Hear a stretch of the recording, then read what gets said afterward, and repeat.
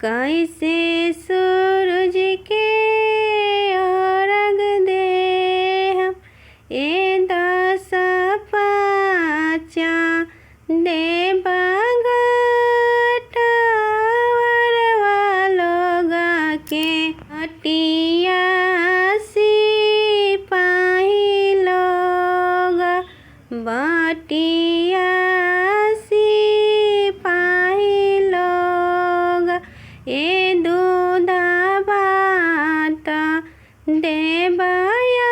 देबयायुष हो बाबू के तब सूरज के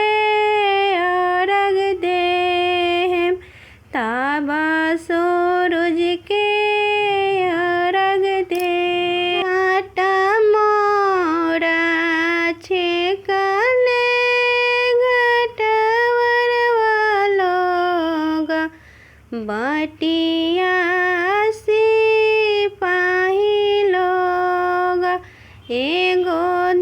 मोरा छेकले आयुष बाबू कैसे सूरज के अर्घ देबा कैसे सूरज के अर्घ देबा ए दस पाचा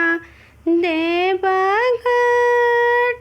घाटवरवा लोग के बटिया सिपाही लोग बटिया